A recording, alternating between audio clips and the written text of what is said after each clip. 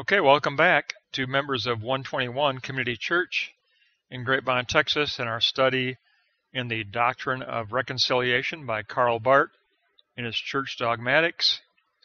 We have just concluded a beautiful lesson on the doctrine of sin, and from the doctrine of sin, Professor Barth is going to take us into the doctrine of justification. And the doctrine of justification begins with volume 23.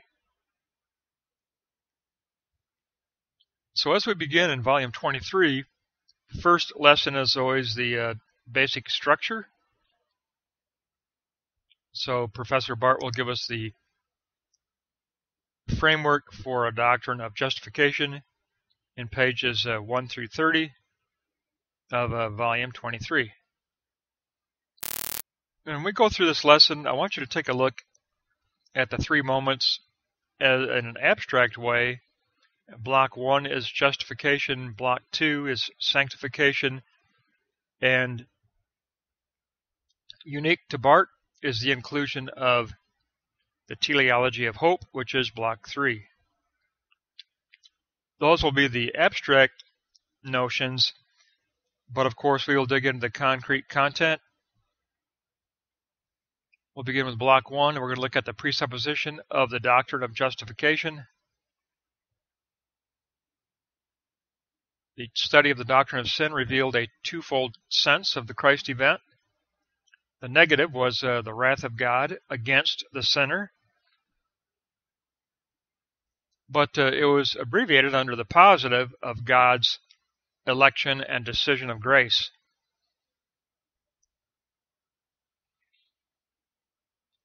So God is both negative toward the man of sin, and God is positive toward the man as covenant partner, as elected covenant partner.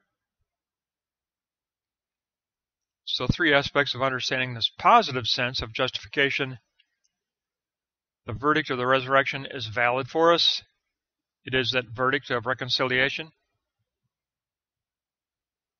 We must understand and internalize the concept of right, or the concept of righteousness, says Barth, when articulating a doctrine of justification. We have faith in a new covenant which cannot be destroyed. So how does this reconciliation, how does this conversion of man become actual? We must define the basic presupposition of the community of faith, the church, and the threefold character of God's grace includes justification, sanctification, and a teleology of hope. And that's unique to Barth because the common historical theology always puts together a twofold justification and sanctification, but eschatology is not omitted by Barth. So it's a threefold character of God's grace: justification, sanctification, and teleology of hope. We must assert and maintain that the confession of Jesus Christ in the church is the article upon which the church stands or falls. So it isn't the doctrine of justification per se as the article upon which the church stands or falls. Barth says that the doctrine of justification is abbreviated under the more fundamental article of the confession of Jesus Christ. That is the article upon which the church is built and stands or falls. It's more foundational than justification. But he gives us the threefold picture, so that's our three moments: justification, sanctification, and teleology or eschatology.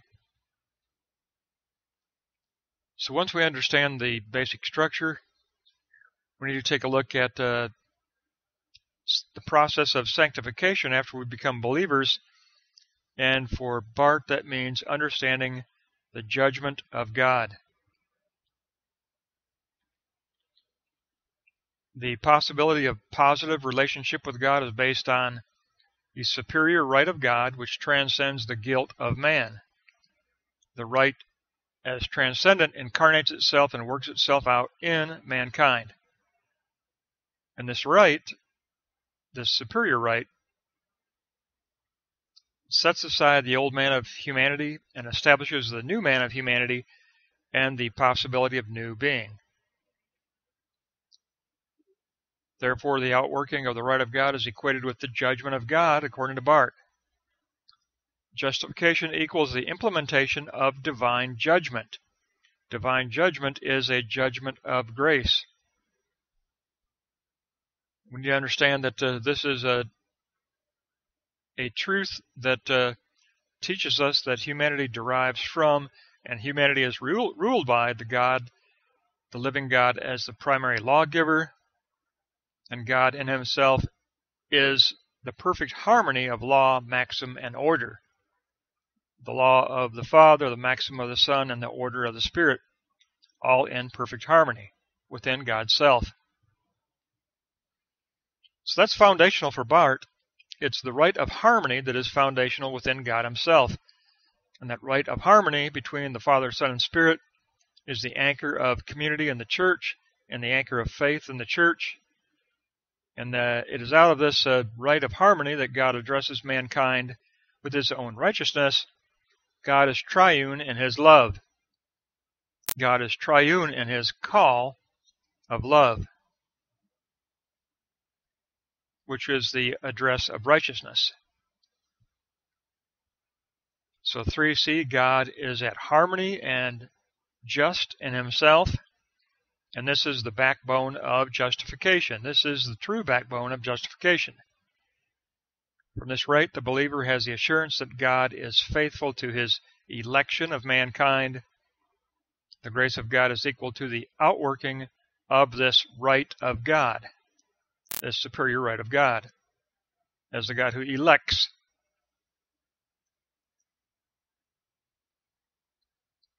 So for Barth, the confession of Jesus Christ in the church has an order.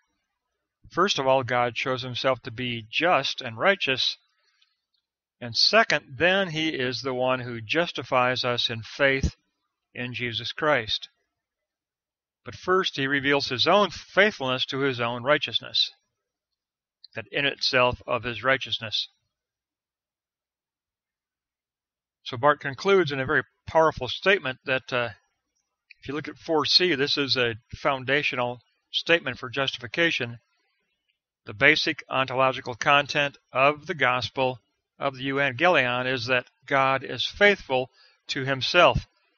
God will fulfill his own purpose. God will fulfill his own horizon. God will fulfill his own history, and that is a history of reconciliation where God will lift human history up into an interpenetration with divine history, and he will resurrect and lift all finitude into harmony with God's self.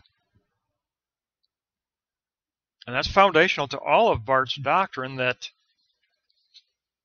the basic ontological content of truth of the gospel is that God is faithful to himself. Salvation rests on the ontological content that God is faithful to himself. Reconciliation, as objective and complete and historical, rests on the ontological content of God as faithful to himself.